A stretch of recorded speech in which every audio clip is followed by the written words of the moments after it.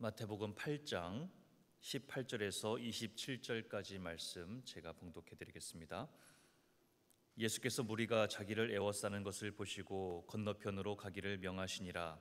한 서기관이 나와 예수께 아뢰되 선생님이여 어디로 가시는지 저는 따르리이다.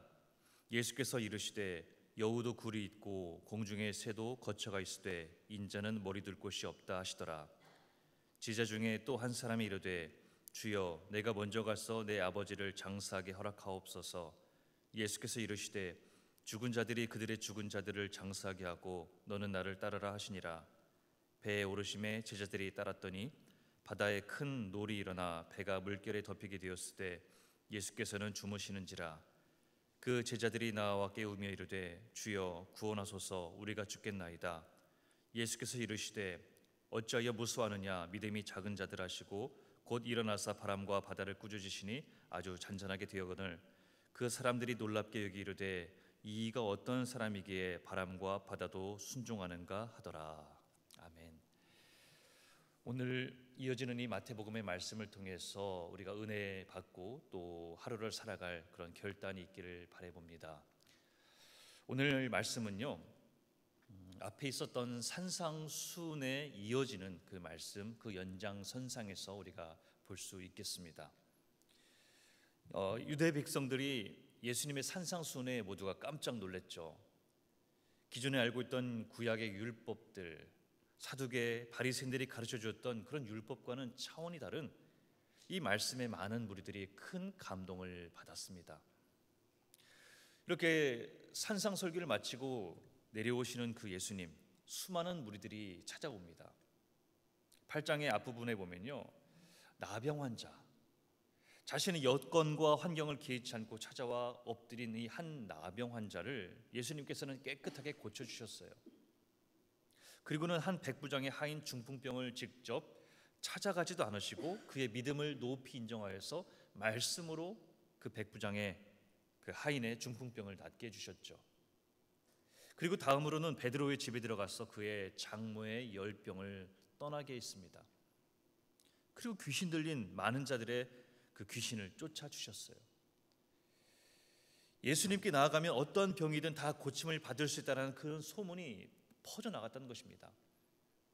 그래서인지 16절에 보니까요, 병든 자들을 다 고치시니라고 기록을 하고 있어요. 이런 예수님의 소문은 작은 마을 이 가버나움에 금방 퍼져나갔고 정말 많은 무리들이 몰려왔던 것이 분명해 보입니다. 만약 오늘날 이런 모습처럼 교회로 많은 사람들이 마구마구 몰려든다면 참 신나고 좋은 일일 거예요. 근데 이때 오늘 본문의 예수님은 어떠하셨습니까?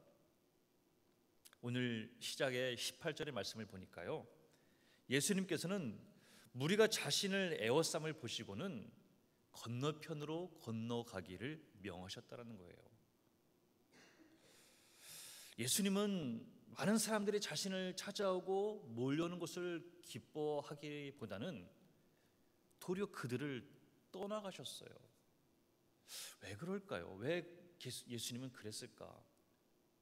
바로 예수님은 자신을 찾는 무리들이 자기를 찾는 목적이 옳지 않음을 알았기 때문이에요. 따르는 무리들은 단지 병을 고치고 신기한 능력을 행하는 것을 보고 몰려들었던 것입니다. 이들은 예수님께서 기적을 행하시는 본래의 목적을 왜곡했던 거예요. 사탄의 통치를 몰아내고 하나님의 나라를 이루기 위해서 오신 이 예수님이신데 단순히 병 고치는 어떤 신통한 의사로만 보았던 것이죠. 그래서인지 예수님은 이 몰려오는 무리들을 보시고 위기감을 느꼈습니다. 더 이상 그들과 함께 있다가는 자신에게도 또 무리들에게도 결코 유익하지 않음을 알았던 것이죠. 그래서 예수님은 그들을 떠나시기로 했던 것입니다. 오늘날 많은 교회들이 있습니다. 그 많은 교회들 중에서도 수단과 방법을 가리지 않고 많은 사람들을 어떻게든 교회로 끌어오려고 하는 것을 보게 돼요. 사람들만 교회로 모을 수 있다면 정말 세상적인 별의별 방법들을 다 동원하기도 합니다. 근데 여러분, 교회에 사람이 많아진다는 것이 항상 좋은 것만은 아니라는 거예요. 오히려 위기가 될 수 있다는 사실을 우리가 기억할 필요가 있습니다. 여러분, 예수님도 나중에 예루살렘에서 돌아가셨을 때 그렇게 성전에서 예배하러 모이신 것을 보고, 그러니까 성전에 사람들이 많이 모이는 걸 보고 오히려 장사하며 돈 바꾸는 사람들 보고 화를 내며 그들을 쫓아내지 않았습니까? 하나님께 드려야 될 제물인데 비싼 돈을 이윤을 받고 되파는 사람들을 보시고는 강도의 소굴로 만드는 자들이라고 꾸짖었다는 사실을 우리가 잊지 말아야 된다는 거예요. 만약에 오늘날에도 만약 그렇게 모여든 사람들이 이렇게 교회에 있다면 어떨까요? 주님을 따르는 삶의 목적이 아니라 다른 세상적인 바르지 못한 목적을 갖고 교회에 모인다면, 그래서 하나님께서 주신 이 교회의 원래 목적인 그 사명의 본질이 흐려진다면 교회는 교회다움을 잃어버리게 되는 것이겠죠. 교회가 자기 만족을 추구하는 이기적인 집단으로 전락할 수밖에 없다는 것입니다. 교회뿐만 아니라 교회의 지체인 우리 각자 개인에게서도 마찬가지예요. 우리가 단지 병고침 그런 거, 어떤 일어나는 기적, 원하는 것을 뚝딱뚝딱 해결하는 그런 도깨비 방망이 같은 그런 예수님만을 바라보고 우리가 모인다면 그런 우리들의 모습도 정말 옳은 모습은 아니라는 거예요. 그러니 우리가 늘 조심해야 되는 것입니다. 여러분, 우리가 주님의 길을 따르겠노라 다짐하고 이렇게 새벽에 나와서 예배하는 우리들의 모습 아니겠습니까? 우리가 예수 믿고 예배하는 분명한 목적을 우리가 잊지 않으시길 바라요. 우리에게 주어주신 하나님의 목적과 사명이 왜곡되지 않도록 우리가 늘 두렵고 떨리는 마음으로 그렇게 주님을 의지하고 따를 수 있길 바랍니다. 근데 오늘 뒤에 이어지는 내용들은 어때요? 애워싸는 무리를 뒤로하고 떠나려 하실 때 한 서기관이 나와서 말하죠. 19절에 선생님이여 어디로 가시든지 저는 따르리이다 그래요. 그래, 겉으로 볼 때는 참 좋은 제자의 모습으로 보입니다. 어디든 따라간다고. 이보다 훌륭한 고백이 또 어디 있겠습니까? 예수님이 어디로 가시든지 따라가겠다고 하시니 대단한 고백처럼 보입니다. 이 정도가 되면 예수님이 얼마나 흡족해 하셨을까? 근데 예수님의 대답은 의외였어요. 그 서기관의 말에 예수님이 뭐라 대답합니까? 20절에 여우도 굴이 있고 공중의 새도 거처가 있을 때 인자는 머리 둘 곳이 없다라고 말해요. 뒤에 상세한 설명은 없지만 문맥상을 볼 때 오지 말아라는 말씀으로 볼 수 있는 거예요. 자신을 따르겠노라 고백하는 이 서기관에게 예수님은 엉뚱한 이야기를 하고 있습니다. 근데 생각해 보면 먼저 이 질문을 하는 사람의 그 신분이 서기관이라는 거예요. 여러분, 당시 서기관이라고 한다면 상위 계층, 엘리트 계층에 속한 사람이고요, 성경을 필사하기도 하고 또 해석을 할 수도 있고요, 최고 종교회의 멤버이기도 합니다. 하지만 당시의 서기관들은 바리새인과 더불어서 예수님을 핍박했던 대표적인 그 집단들 중에 하나 아니겠습니까? 서기관, 예수님께서 이 땅에 계시는 동안 늘 외식하는 자의 대명사였어요. 그런 것을 생각해 볼 때 이 서기관의 말에 예수님께서 왜 부정적으로 대답하셨는지 우리가 생각해 볼 수 있는 것입니다. 바로 예수님께서는 그렇게 생각했던 거예요. 이 서기관의 고백이 예수님이 보여주셨던 그 기적들을 보고 내렸던 즉흥적이고요, 감상적인 결정이라는 것을 아셨던 것이죠. 그 속셈이 있었다는 것입니다. 아마도 지금 이 예수님의 앞에 많은 군중들, 이적을 행하고 정말 인기 있는 그런 모습들을 보면서 저 사람 저분을 따라간다면 분명히 출세할 것 같다, 이렇게 선풍적인 인기를 끌고 있는 그 예수를 따라가면 반드시 결과가 좋을 것이다, 그렇게 생각했던 것이죠.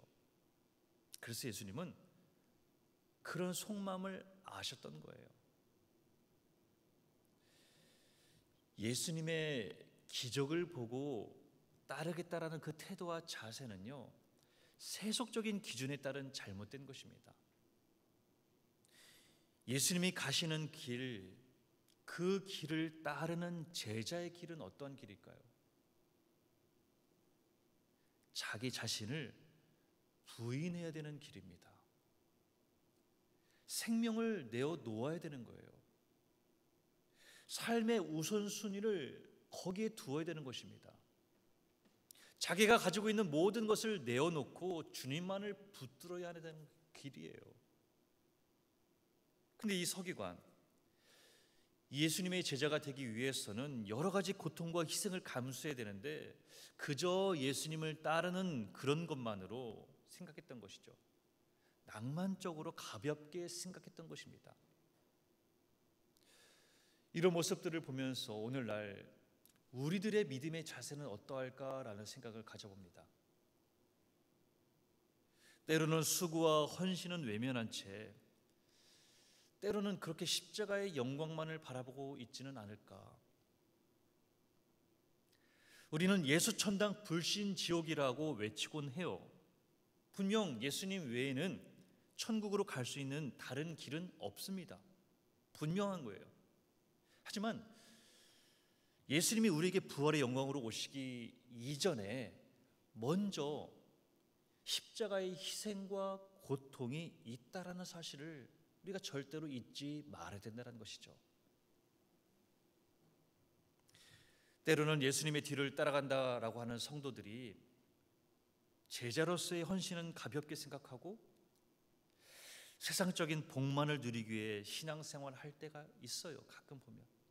그러다가 어떻게 잘 안 되면, 뜻대로 안 되면 낙심하고 내 기도가 응답되지 않는다고, 하나님이 내 마음을, 내 몸을 고쳐주지 않는다고, 그 중도에 포기하는 자들이 얼마나 많습니까?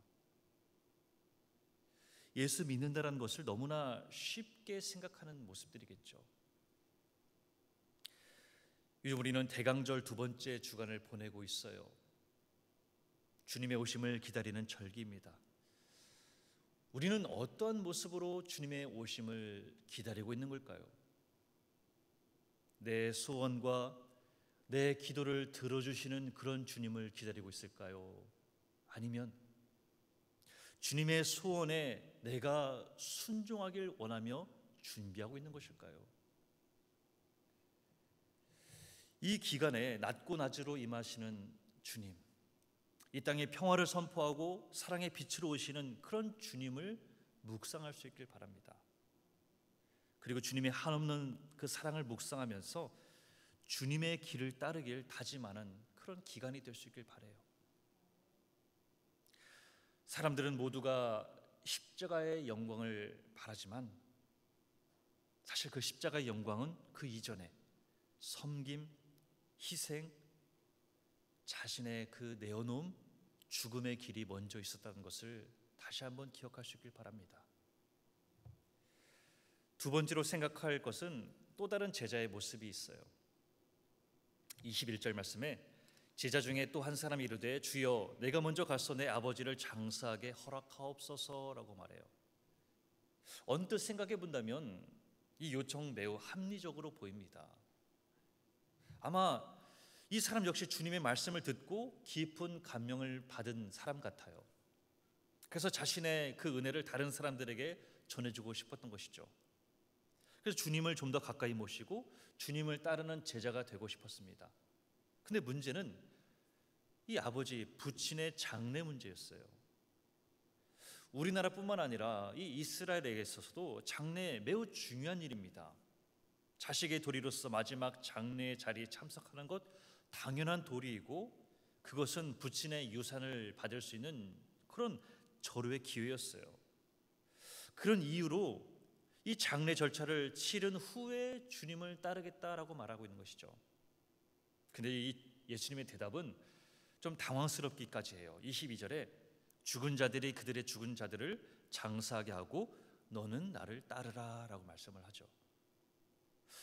여러분, 이 부분을 잘못 해석하면 부친이 돌아가셨는데 장례식에 갈 필요도 없다라고 생각할 수도 있겠는데 그것은 오해인 것입니다. 그래서 사람들은 도대체 예수 믿는 사람들 지 아버지 장례도 안 치르게 한다라는 불효자식들이라고 그렇게 비난하기도 하죠. 근데 여러분, 이 구절을 오해하지 말고 잘 이해할 필요가 있어요. 그 당시의 관습은 부모가 나이가 많거나 어떤 좀 중한 병에 걸렸을 때 이 자식이 멀리 외국으로 떠난다라든지 아니면 먼 지역으로 가는 것을 삼가했다고 그래요. 왜냐하면 이 이스라엘 지역이라는 곳이 어때요? 가보신 분들은 알겠지만 굉장히 더운 지역이잖아요. 그래서 사람이 죽으면 시신이 금방 부패하게 됩니다. 우리나라처럼 사흘장으로 모실 수 있는 것도 아니고요. 당일 아니면 하루 만에 장사를 지내곤 했었어요. 근데 여러분, 자식이 아마 멀리 가 있을 때 부모님이 그 상을 당하게 된다면 장례를 바로 치를 수가 없어서 낭패를 보게 되는 것 아니겠습니까? 그래서 부모님이 나이가 많아서 언제 돌아가실지 모를 경우나 중병에 걸려 있을 경우에 자식들은 부모 곁을 떠나지 않고 집에 머물러 있었던 거예요. 오늘 이 예수님의 말씀은 이런 배경에서 주셨던 말씀입니다. 그러니까 이 사람이요, 지금 당장 아버지가 죽어서 장례를 치러야 되는 상황이 아니라는 거예요. 여러분, 만약에 그런 상황이라면 이 제자가 지금 여기 있겠어요? 여기 있을 수 없죠. 장례 치르느라 바빠서 여기 있을 수가 없습니다.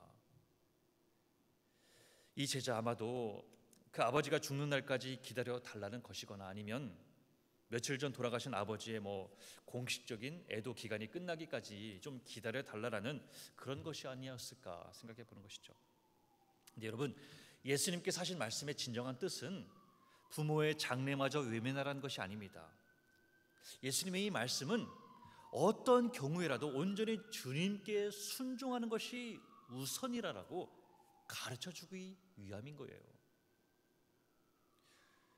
주님이 아비나 어미를 나보다 더 사랑하는 자는 내게 합당하지 않다라고 말씀하지 않았습니까? 우리가 어떤 일이 있어서든 항상 주님을 우선에 두고 먼저 주님께 두어야 된다는 것을 강조하신 말씀인 거예요. 오늘 이렇게 두 가지 예수님을 따르고자 하는 모습을 보았어요. 그 모습을 보면서 오늘 우리들도 어떤 모습으로 주님을 따르고자 하는지 한번 돌아보길 바랍니다.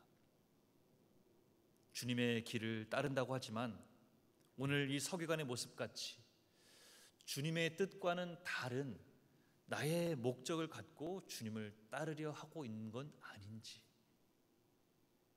또 한 사람의 제자처럼 주님을 따르는 삶보다는 다른 것에 더 큰 우선순위를 두고 있는 것은 아닌지 생각해 보는 거예요. 사실 우리가 살아가는 이 하루하루 주님을 열심으로 따르고자 하는데 방해하는 것들이 너무나 많아요. 자꾸만 현실과 타협하고 안주하라라는 그런 속삭임에 하루에도 여러 번 흔들리는 모습일 때가 있습니다.